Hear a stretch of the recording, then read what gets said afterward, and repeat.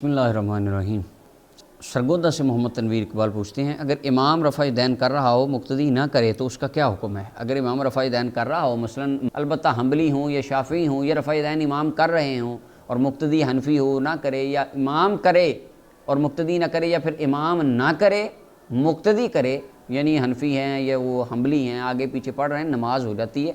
नमाज ना होने का ताल्लुक़ रफ़ुल यदैन के साथ नहीं है कि रफ़ुल यदैन अगर कोई कर रहा है उसकी हो रही है या नहीं कर रहा उसकी, ये मसाइल नहीं है। ये 100 साल से हमारे बरे सगीर पाक व हिंद में इन मसाइल के अंदर आवाम को फंसा के तासुर ये दिया गया कि शायद इसे नमाज ही नहीं होती, हालांकि नमाज दुरुस्त होने के लिए इमाम का अकीदा दुरुस्त होना ज़रूरी है।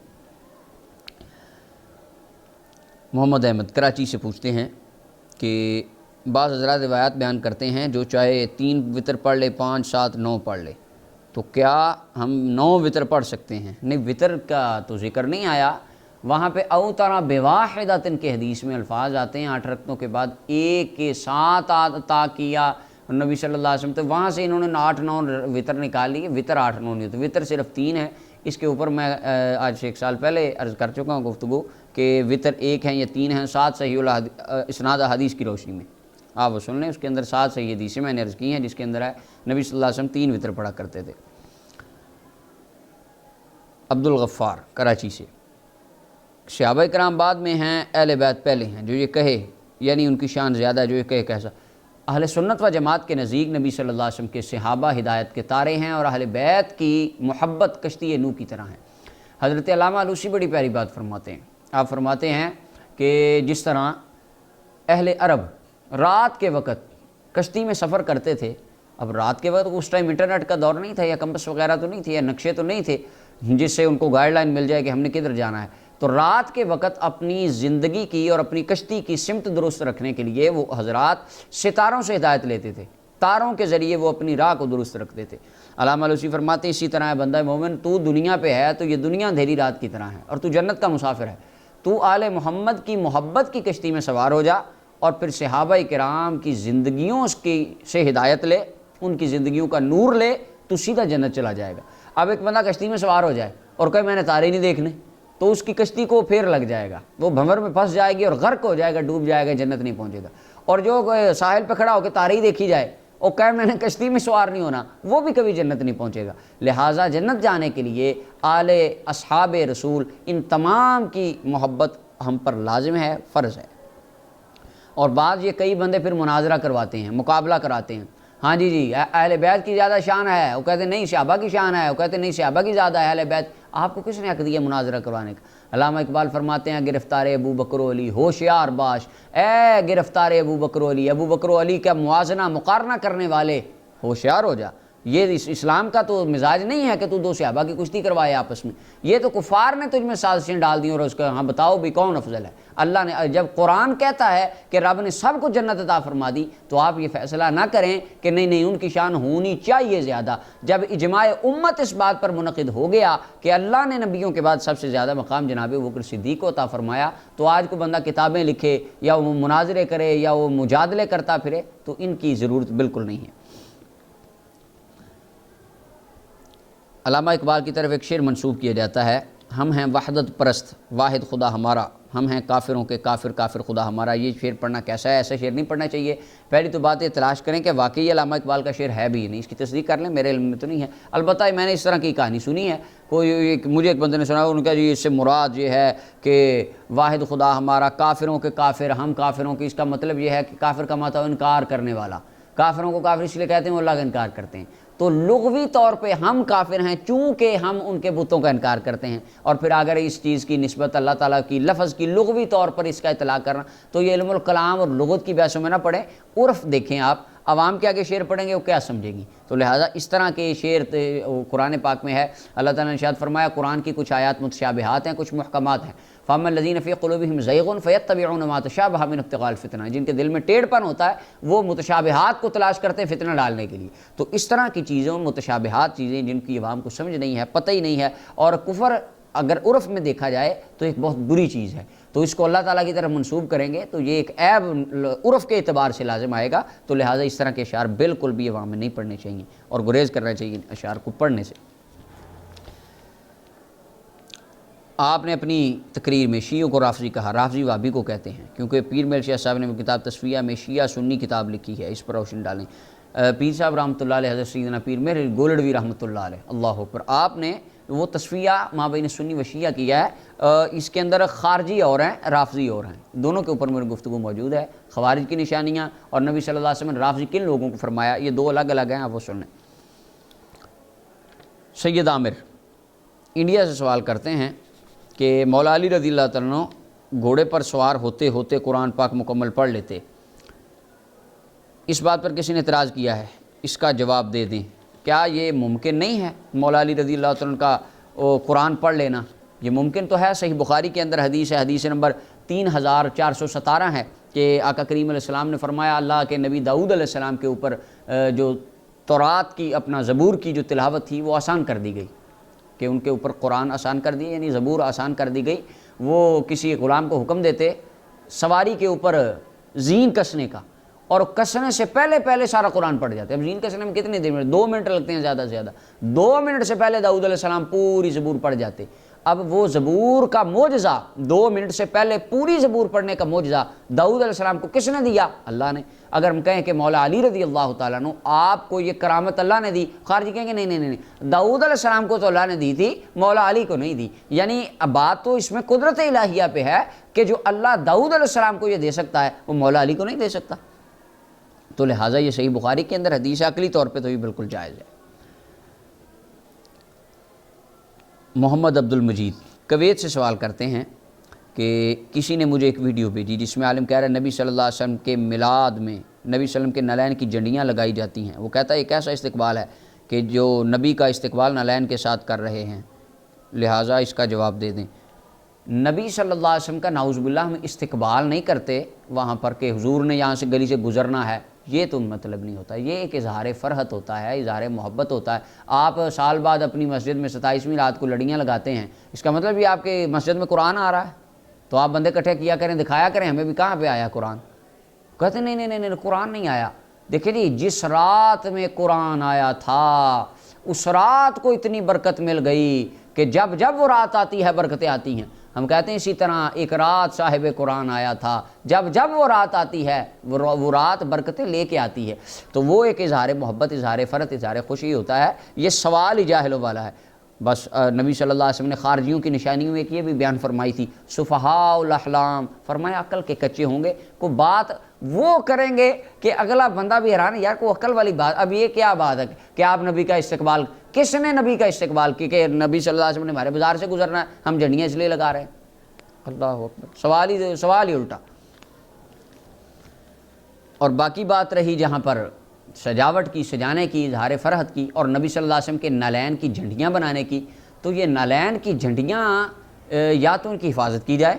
اب ہمارے ہاں یہ بھی بڑا مسئلہ ہے المیہ اہل سنت میں، وہ جھنڈیاں لگا لیتے ہیں، 2 ہفتے بعد وہ نالیوں میں بازاروں میں گر رہی ہوتی ہیں۔ یہ سخت ترین گستاخی ہے اور یہ بہت بڑا گناہ ہے کہ آقا کریم علیہ السلام کے نالین مبارک کی بعد میں بے حرمتی ہو رہی ہوتی ہے۔ لہٰذا اگر اس طرح کی اشیاء کو لگایا جائے، بعد میں ان کو تحفظ کے ساتھ اتار کے سمیٹ کے محبت کے ساتھ واپس رکھا جائے ان چیزوں کو، تو یا ایسی اشیاء کا استعمال کیا جائے کہ اگر وہ ٹوٹ جائیں تو ان کے اوپر کوئی قرآن کی آیت نہ لکھی ہو، روضہ شریف یا خانہ کعبہ شریف کا عکس نہ ہو کہ جو نیچے پاؤں کے نیچے آئے اور اس کے اندر گستاخی ہو۔ البتہ جہاں تک نالین کا نقش بنانا ہے تو نالین مبارک کے بارے میں ہمارا عقیدہ ہے دنیا کائنات کے تمام انسانوں کے جسموں سے افضل وہ شے ہے جسے رسول اللہ نے ایک بار مس فرمایا۔ صحیح بخاری کے اندر حدیث ہے، حضرت عبد الرحمن بن عوف آئے نبی صلی اللہ علیہ وسلم کی بارگاہ میں، ایک صحابیہ حضور کو چادر تحفہ دے کے گئی، عبد الرحمن بن عوف آئے، آ کے عرض کی یا رسول اللہ یہ چادر مجھے دے دیں، حالانکہ نبی صلی اللہ علیہ وسلم کو اس وقت اس چادر کی ضرورت تھی، حضور نے ان کو دے دی۔ وہ لے کر تو صحابہ کہنے لگے عبد الرحمن تمہیں پتہ بھی ہے نبی صلی اللہ علیہ وسلم کو ضرورت تھی، تم کیوں لے کر جا رہے ہو؟ تو آپ نے فرمایا میں نے اس لیے نہیں لی کہ میں نے پہننی ہے، مجھے ضرورت ہے، میں نے تو اس لیے لی ہے کہ میں مرنے کے بعد اس کے اندر کفن دیا جاؤں گا، اور رسول اللہ صلی اللہ علیہ وسلم کے جسم اقدس سے مس شدہ چادر جب میرا کفن بنے گی اللہ اس کفن کی برکت سے میری قبر منور فرما دے گا۔ تو صحابہ کرام کا یہ عقیدہ تھا کہ جو چیز نبی صلی اللہ علیہ وسلم کے جسم سے لگ جائے وہ قبر روشن کر دیتی ہے، تو نبی صلی اللہ علیہ وسلم کے نالین مبارک جو ہے وہ دنیا کائنات کے تمام اشیاء سے، ان لوگوں سے افضل ہے، کیونکہ رسول اللہ صلی اللہ علیہ وسلم کے جسم اقدس سے مس ہو گیا۔ تو عام لوگ، ولی، کتب، غوث، ابدال بھی نبی صلی اللہ علیہ وسلم کے اس نالین مبارک کے برابر نہیں ہیں، اور بلکہ اعلیٰ حضرت مجدین ملت فرماتے ہیں سر پر رکھنے کو مل جائے اگر نالے پاک حضور پھر کہیں گے ہاں تاجدار ہم بھی ہیں۔ اگر رسول اللہ کی نالین ہمیں سر پہ رکھنے کو مل جائے تو ہم اپنے آپ کو بادشاہ سمجھنے لگ جائیں گے۔ یہ البتہ سجاوٹ کے اندر یہ بے ادبی والے پہلوؤں سے عنصر سے بچنا چاہیے۔ عبداللہ سوال کرتے ہیں کہ اللہ تعالیٰ نے قرآن میں فرمایا مجھ سے مانگو تو وسیلے سے، تو پھر قرآن میں وسیلے کو حرام بھی کر دیا، اور آدم علیہ السلام کی توبہ قبول کیسے ہوئی تھی؟ خوارج کہتے ہیں کہ اللہ نے انہیں کچھ کلمات سکھائے تھے، فتلقى آدم، وہ کلمات کیا سکھائے تھے؟ وہ اپنے حبیب کا نام یاد کروایا تھا، تو آپ نے ان کے وسیلے سے دعا کر دی۔ مستدرک امام حاکم کی حدیث، آدم علیہ السلام نے کہا اللہم انی اسألک بحق محمد صلی اللہ علیہ وسلم، اللہ میں تو سے نبی صلی اللہ علیہ وسلم کے نام کے وسیلے سے دعا کرتا ہوں، میری توبہ قبول کر لے۔ اللہ تعالیٰ نے آپ کی توبہ قبول کر لی۔ اور باقی جہاں تک بات ہے قرآن میں فرمایا وسیلے سے، یا ایھا الذین آمنوا اتقوا اللہ وابتغوا الیہ الوسیلہ، یہ اس کی ڈیٹیل تو میں انشاءاللہ پھر کبھی وسیلے کی گفتگو جب کریں گے اس میں عرض کریں گے۔ حرام قرآن نے کہیں نہیں کیا وسیلے کو، وہ یہ بتوں والا کام نہ کریں۔ ان تلک الآیات نزلت فی الکفار فجعلوها علی المؤمنین، خارجی ایسے کرتے تھے، اور جتنی آیتیں اللہ تعالیٰ نے وہ لات منات عزا کے حق میں اتاری تھیں وہ نکال کے اس کو صحابہ پہ اور اہل بیت پہ اور اولیاء اللہ پہ لگانے لگ جاتے تھے۔ تو وہ جہاں پر منع کیا گیا ہے، من دون اللہ کہا گیا ہے، وہ بتوں کو کہا گیا ہے۔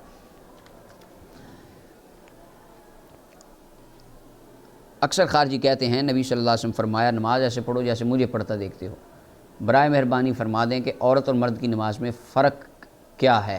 یہ ایک بہن کا سوال ہے، اس کے اوپر الگ سے انشاءاللہ چند ایام تک میں گفتگو عرض کروں گا کہ مرد اور عورت کی نماز کے اندر فرق کیا ہے، اس کے اوپر میں الگ سے گفتگو کروں گا ابھی میں، کیونکہ اس کے اندر دلائل ہوں گے پھر وہ لمبا ہو جائے گا، میں بھی اس کو چھوڑتا ہوں۔ محمد بلال، عبداللہ بن سبا کا کربلا کے واقعہ سے کوئی تعلق تھا؟ میں نے آپ کا پورا سیشن سنا ہے، میرے سوال کا جواب نہیں۔ اچھا ایک تو سوال کے بعد تھوڑا سا ویٹ کر لیا کریں، یہ جمع ہوتے آتے میرے پاس تھوڑا ٹائم لگ جاتا ہے۔ اچھا دوسری بات عبداللہ بن سبا کے بارے میں، تاریخ تبری اور جلاء العیون اہل تشیع حضرات کی کتاب ہے، تاریخ تبری اہل سنت کی تاریخ کی کتاب ہے، دونوں کے اندر ہے اجتمعت الشیعۃ فی بیت سلیمان ابن سرد رضی اللہ تعالیٰ عنہ۔ حضرت سلیمان ابن سرد رضی اللہ عنہ نبی صلی اللہ علیہ وسلم کے صحابی تھے، ان کے گھر میں شیعہ جمع ہو گئے جو اپنے آپ کو شیعہ نے حسین کہتے تھے۔ انہوں نے پھر کہا ہم امام علی مقام کو بلاتے ہیں، انہوں نے خط لکھنے شروع کیے، اور یہ جماعت وجود میں کیسے آئی تھی وہ آپ دیکھ لیں۔ عبداللہ بن سبا، یہ مذہب شیعہ مذہب وجود میں کیسے آیا، اس کے اوپر عبداللہ بن سبا کے اوپر میں نے وہ گفتگو کی ہے، تو یہ اس کا تعلق اس سے اب بنتا ہے کہ نہیں یہ آپ خود دیکھ لیں۔ محمد مصطفیٰ، ان کا سوال ہے غوث پاک کا جو مردہ زندہ کرنے والا واقعہ ہے اس کی کوئی اصل موجود ہے یا من گڑت ہے؟ اور دوسرا پاک پتن شیب میں جو بہشتی دروازہ ہے اس کے بارے میں اصلاح کر دیں۔ ایک تو غوث پاک رضی اللہ عنہ کا جو واقعہ ہے یہ مشہور ہے، اس سے تلقی بالقبول حاصل ہے، علماء نے لکھا بھی ہے، اسے بیان بھی کرتے آئے ہیں، اور قرآن و سنت کے دلائل پر، میزان پر یہ واقعہ پورا اترتا ہے۔ اس کے اوپر میں الگ سے گفتگو کر چکا ہوں کہ یہ واقعہ ممکن ہے کہ نہیں، یہ ہو گئی۔ دوسری بات یہ جو بہشتی دروازہ ہے، بہشتی دروازے کے بارے میں جو غلط رائے عوام میں ایک یہ گھر کر چکی ہے کہ سارا سال آپ نماز نہ پڑھیں، روزہ نہ رکھیں، حج نہ کریں، چوریاں جو مرضی کریں، بس ایک بار آپ دروازے سے گزر جائیں آپ جنتی ہیں۔ یہ حضرت سیدنا بابا فرید الدین گنج شکر رحمۃ اللہ علیہ کی تعلیمات نہیں ہیں۔ آپ نماز نہ پڑھیں، کوئی کام نہ کریں، بس وہاں سے گزر جائیں، یہ تو آپ جنتی ہو گئے، اور وہاں سے گزر جائیں، پھر سارا سال آپ نمازیں نہ پڑھیں، چوریاں کریں، ڈاکے ڈالیں، جو مرضی حرام کاریاں کریں، اللہ اور اللہ کے رسول صلی اللہ علیہ وسلم کی تعلیمات کی کھلا اعلان بغاوت کریں، بس دروازے سے گزر گئے آپ جنتی۔ یہ کوئی ٹرم اسلام میں نہیں ہے، نہ یہ صوفیاء کی تعلیمات ہیں، نہ اللہ کے قرآن کی ہے، نہ رسول اللہ کے فرمان کی۔ اس کا مطلب اور ہے بہشتی دروازے کا۔ سیالکوٹ سے اگلا سوال کرتے محمد عبداللہ عباس، وفات کے بعد جو لوگ ختم دلواتے ہیں اس کے بارے میں کیا حکم ہے؟ ختم دلوانا اصال ثواب ہے، اور اصال ثواب تو قرآن و سنت میں دلائل بھرے پڑے ہیں۔ اصال ثواب کے اوپر بہت سارا لٹریچر بھی لکھا جا چکا ہے، اس کے بارے میں تو سوال نہیں کرنا چاہیے۔ بخاری کے اندر حدیث ہے نبی صلی اللہ علیہ وسلم، اور بخاری مسلم کے اندر ایک نے کئی حدیثیں ہیں۔ ایک تو یہ ہے کہ حضرت سہل بن سعد رضی اللہ عنہ کی والدہ فوت ہو گئی، انہوں نے کہا یا رسول اللہ میں صدقہ کرنا چاہتا ہوں امی کے نام کا، فرمایا کنواں کھدوا دے، تو کنواں کھدوایا، یعنی پانی لوگ پئیں گے، فرمایا ثواب تیری امی جان کو ہوگا، تو اہل مدینہ اس کو سعد کی امی کا کنواں کہتے تھے۔ کنویں کا نام جیسے ہمارا یا ہمارے پنجاب میں بالخصوص یہاں پر مشہور ہو جاتی ہیں مسجدیں، مسجد مائی والی ہیں جی، بابے والی، یا اس طرح کی مختلف نسبتیں ہوں بزرگوں والی، یا ذاتوں کے نام سے ہو جاتا ہے مسجد جٹاں والی یا جن کے والی، یہ اس طرح.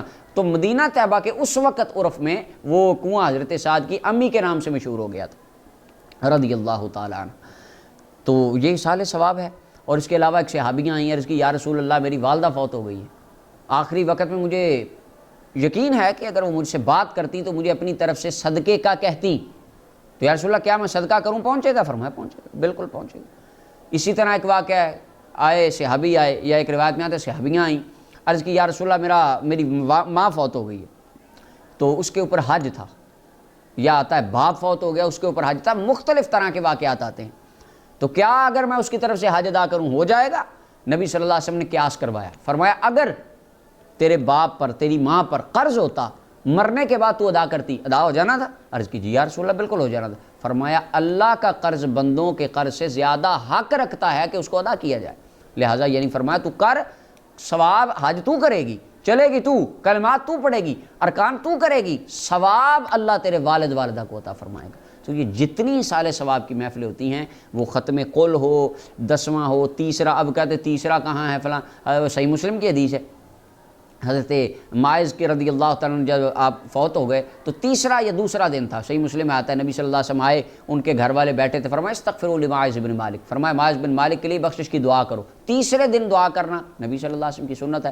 البتہ دعا جس دن بھی کریں، 40 دن کریں، بلکہ سارا سال کریں، ہر نماز کے بعد کریں، ہر لمحہ کریں. اس کے اندر مخصوص جو دن کیے جاتے ہیں کہ جی 25 دن بعد ہو جائے، چلیں 40 دن بعد ایک ختم رکھ لیتے ہیں، ایک مجلس رکھ لیتے ہیں سال ثواب کی، یا سالانہ رکھ لیتے ہیں، یا 2 ماہ بعد رکھ لیتے ہیں. تو یہ عوام کی سہولت کے لیے ہوتا ہے. 4 دن پہلے ایک بندہ مینیج کر کے اعلان کر دیتا ہے کہ بھئی آپ آ جائیں، تو اس کے اندر ہم جو ہے دعا کریں گے. اب کیا قرآن پڑھنے کا ثواب نہیں ملتا؟ کیا کھانا کھلانے کا ثواب نہیں ملتا؟ یہ تو قرآن بخاری مسلم سے یہ ساری باتیں ثابت ہیں. وہ کسی کو پہنچانا یہ بالکل ثابت ہے.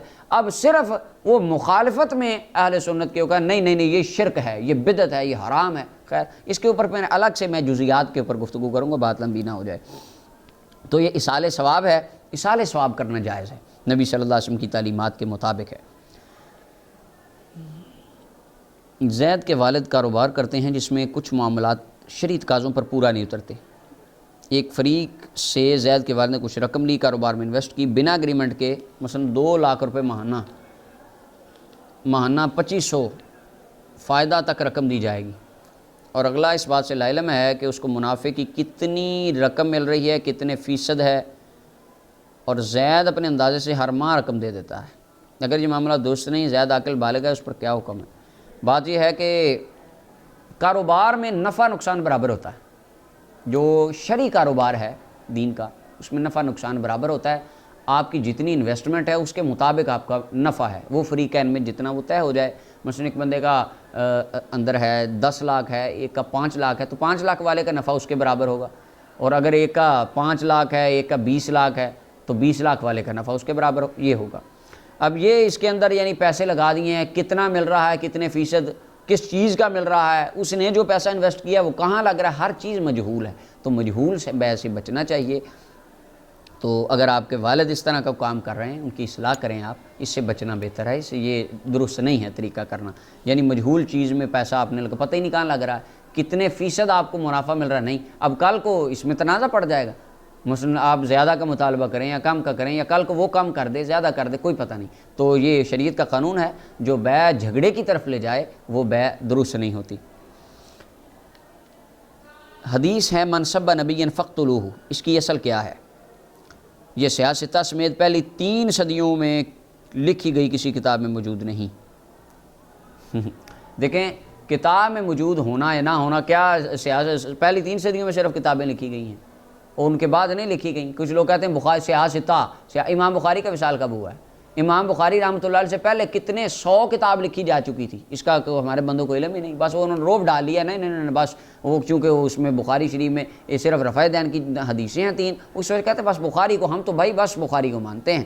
تو امام بخاری نے جن استاذوں سے پڑھا، امام شافعی ہیں، ان کی کتابیں نہیں ہیں. ان کے آگے پھر اساتذہ ہیں، امام محمد ہیں، ان کی جو کتاب امام محمد رحمہ اللہ، ان کے شاگرد امام شافعی ہیں، اور شافعی کے آگے شاگرد ہیں امام بخاری ہیں ایک واسطے سے. اور امام محمد کے شاگرد امام ابو حنیفہ کے جو استاد ہیں ان کے، اور امام ابو حنیفہ کے شاگرد عبداللہ بن مبارک کی کتاب الزہد ہے، یہ اتنی زیادہ کتاب، یعنی یہ بات نہیں ہے کہ صرف سیاستہ میں دکھاؤ، سیاستہ سے پہلے بہت کچھ لکھا گیا حدیث کی بات، یہ ہے حدیث کی جس مرضی کتاب میں ہو اس کی سند نبی صلی اللہ علیہ وسلم تک متصل ہونی چاہیے اور صحیح ہونی چاہیے۔ باقی بات رہی جو منصبہ نبیًا فاقتلوہ والی حدیث، اس حدیث کی تحقیق ہو چکی ہے، اس کی سند اگرچہ ضعیف ہے لیکن اس کا حکم اور معنی بالکل صحیح ہے۔ بعض اوقات ہوتا ہے ایک حدیث کی سند میں اضطراب ہوتا ہے، سند کمزور ہوتی ہے، لیکن اس معنی کی 5-7 صحیح روایتیں حدیثیں اسی معنی ملتا جلتا ہوتا ہے، لفظ مختلف ہوتے ہیں اور کتابوں میں ہوتی ہیں، تو علماء کرام اس کو بطور تابع اور بطور شاہد لے آتے ہیں۔ یہ محدثین کے ہاں اصول ہے۔ اب جو نبی صلی اللہ علیہ وسلم کے گستاخ کو قتل کرنا، یہ تو قرآن اور حدیث کے بے شمار واقعات سے ثابت ہے۔ البتہ یہ جو روایت ہے یہ قاضی ایاز مالکی رحمۃ اللہ علیہ نے بھی لکھی ہے، الشفاء میں، طبرانی شریف میں بھی یہ موجود ہے، موجم کے اندر، موجم الصغیر میں ہے غالباً، تو یہ حدیث کی کتابوں میں ذخیرہ حدیث میں ہے۔ اب طبرانی شریف یہ وہ پہلی 3 صدیوں کے ہی کتاب ہے، طبرانی جو ہے یہ آپ کی 3 صدیوں سے مجھے یاد آ گیا، تو اس کے اندر یہ حدیث ہے، بلکہ یہ غلط ہے کہ 3 صدیوں میں لکھی نہیں ہے، تو البتہ اس کی سند میں ضعف ہے، لیکن بطور تابع اور بطور شاہد یہ حدیث ٹھیک ہے، معنی اس کا بالکل ٹھیک ہے۔ اب آگے، اگر کوئی یہ کہے کہ میں اللہ رسول کی گواہی میں نکاح کر لیا، اس کے بارے میں کیا حکم ہے؟ کیا اس کا نکاح ہو جائے گا؟ کے اندر مصنف عبد الرزاق کے اندر حدیث ہے، 1473 نمبر حدیث ہے۔ حضرت عمران بن حسین رضی اللہ عنہ فرماتے ہیں، نبی صلی اللہ علیہ وسلم نے ارشاد فرمایا نکاح نہیں ہوتا مگر 2 گواہوں کے ساتھ، لا نکاح الا بولی و شاہد عادل، 2 عادل گواہوں کے بغیر نکاح نہیں ہوتا، یہ نبی صلی اللہ علیہ وسلم فرمایا، لہٰذا بغیر نکاح کے گواہوں کے جو نکاح ہے یہ اس طرح یہ کوئی نکاح نہیں ہے۔ اور فرمایا اعلنوا النکاح، نکاح کا اعلان کرو، اور فرمایا من نکح بغیر اذن ولیہ فنکاح ہوا باطل باطل باطل، جس نے اپنے ولی کی اجازت کے بغیر یوں چھپ کے بس کر لیا، بغیر گواہوں کے کر لیا، فرمایا وہ باطل ہو جاتا ہے نکاح۔ جو شخص حضرت امیر معاویہ رضی اللہ عنہ کو گالی دے، کیا وہ کافر ہو جائے گا؟ نہیں، حضرت امیر معاویہ رضی اللہ عنہ کو گالی دینا کفر ہے، صحابہ کرام کو تبرہ کرنا یہ کفر ہے۔ البتہ آقا کریم علیہ السلام کے تمام اصحاب میں سے صرف جناب ابو بکر صدیق رضی اللہ تعالیٰ عنہ ایسے ہیں جن کو اگر کوئی بندہ کافر کہے وہ بندہ خود کافر ہو جائے گا۔ یہ حضرت صدیق اکبر رضی اللہ عنہ کا خاصہ ہے۔ امام ابن کثیر نے اس کے اوپر جو اذ یقول لصاحبہ ہے اس کے وہاں پر بھی یہ بات لکھی ہے کہ حضرت صدیق اکبر کی صحابیت اللہ کے قرآن سے ثابت ہے، تو لہٰذا یہ خاصہ ہے صدیق اکبر کا۔ باقی صحابہ کرام پر تبرہ کرنا کفر ہے، وہ بندہ ہے، اور نبی صلی اللہ علیہ وسلم نے فرمایا ایسی قوم کے بارے میں، حدیث طیبات میں آتا ہے، فرمایا قوم آئے گی جو میرے صحابہ کو گالیاں دے گی۔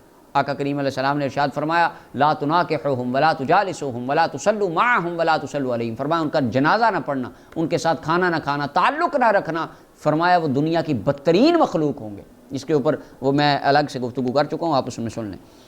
روافظ مولا علی اور 12 اماموں کو معصوم مانتے ہیں۔ اہل سنت کے نزدیک معصوم صرف انبیاء اور فرشتے ہیں، اس کے علاوہ باقی اولیاء، صلحاء، صحابہ، ائمہ اہل بیت اطہار محفوظ عن الخطا ہیں، اللہ تعالیٰ اپنی رحمت سے ان کو محفوظ رکھتا ہے۔ معصوم کا لفظ صرف انبیاء کے ساتھ خاص ہے۔ اگر کسی شخص پر غسل واجب یا فرض ہو جائے تو اس نے نماز پڑھ لی اور یہ گمان کیا کہ شاید اس کی نماز قبول ہو جائے گی، تو کیا وہ اسلام سے خارج ہو گیا؟ نہیں، خارج نہیں، اللہ اکبر، خارج نہ کہ نبی صلی اللہ علیہ وسلم لوگوں کو اسلام میں داخل کرتے، ہم چھوٹی چھوٹی بات پہ دھکا دیتے ہیں، بس ایک راؤنڈ نا اسلام کا ہم اندر کھڑے ہیں درمیان میں، بس جس کی طرح دل کرتا ہے ہم ٹانگ مار کے نکال دیتے ہیں۔ نہیں، ایسے بالکل اسلام سے نہیں خارج ہوتا بندہ۔ اگر اس نے یہ اس طرح سمجھا ہے جہالت کی بنا پر ہے، اس کی اصلاح کریں، مسئلہ اس کو بتائیں، درست کریں۔ قبر کی طرف ہاتھ اٹھا کر مانگنا کیسا ہے؟ قبر کی طرف ہاتھ اٹھا کر مانگنا کیسا؟ قبر والے سے ڈائریکٹ مانگنا کیسا کہ میری فلاں ضرورت پوری کر دو؟ حقیقت میں ہر شے عطا فرمانے والی ذات اللہ رب العالمین کی ذات ہے، اللہ وحدہ لا شریک کی ذات ہے، لہٰذا ہاتھ اٹھا کر مانگنا اور وسیلہ پیش کرنا قبور صالحین کی، قبور کو، ان کی ذوات کو، یہ جائز ہے۔ البتہ ڈائریکٹ جو مانگنا ہے قبر والے سے، یہ کہنا کہ آپ اللہ سے میرے لیے دعا کر دیں، یہ جائز ہے۔ یہ امام بخاری کے استاد مصنف ابن ابی شیبہ کے اندر حضرت فضائل عمر رضی اللہ عنہ کے چیپٹر میں حدیث لائیں کہ حضرت بلال بن حارث، اور حدیث صحیح ہے، علامہ ابن کثیر کہتے ہیں حدیث صحیح ہے، امام ابن حجر اسقلانی کہتے ہیں حدیث صحیح ہے، اس کے اوپر میں گفتگو کر چکا ہوں پہلے کہ در رسول سے مانگنا. تو صحابی گئے جا کے عرض کی یا رسول اللہ استسقی لامتی کا، آپ اللہ سے بارش لے دیجئے، آپ لے دیجئے، اللہ سے دعا کر دیجئے.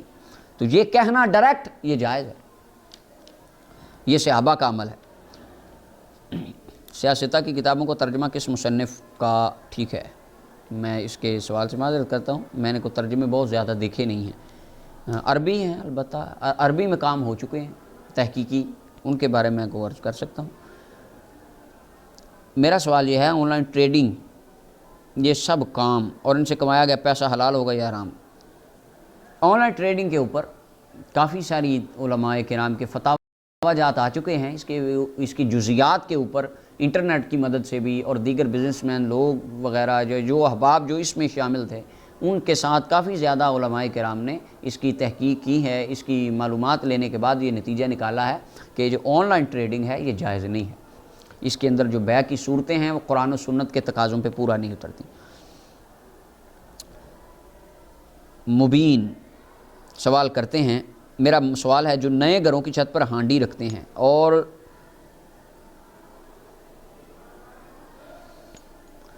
نئے گھروں کی چھت پر ہانڈی رکھتے ہیں اور جوتے لٹکاتے ہیں، اس کے بارے میں کیا حکم ہے؟ ہانڈی رکھنا، جوتے لٹکانا، اس کی اصل جو ہے علامہ ابن قیم زاد المعاد میں حافظ ابن قیم لکھتے ہیں، اور شرح السنہ امام بغوی کا انہوں نے ساتھ ریفرنس دیا ہے. اس کے اندر سیدنا عثمان غنی رضی اللہ تعالیٰ عنہ نے ایک خوبصورت بچہ دیکھا، بڑا پیارا بچہ تھا.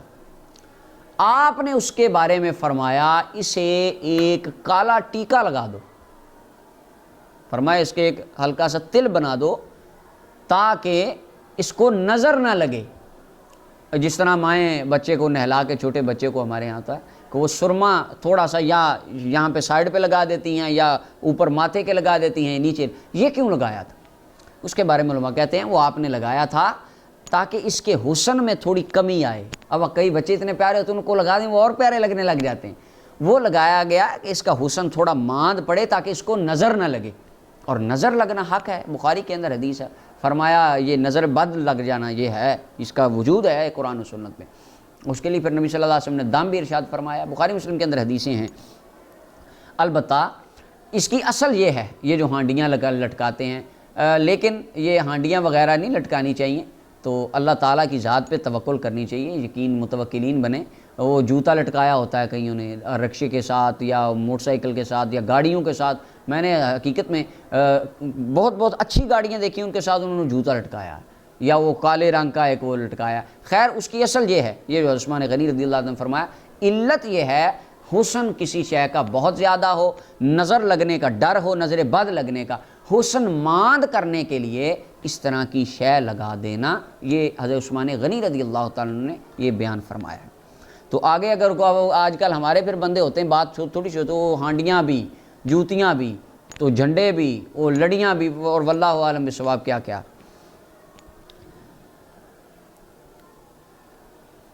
ہمارے ہاں ایک قاری صاحب ہیں، وہ کہتے ہیں میں دیوبندی بھی ہوں، بریلوی بھی ہوں، دونوں مدرسوں میں پڑھا ہوں، دونوں ایک ہی طرح ہیں، بس کچھ بزرگوں کا اختلاف ہے.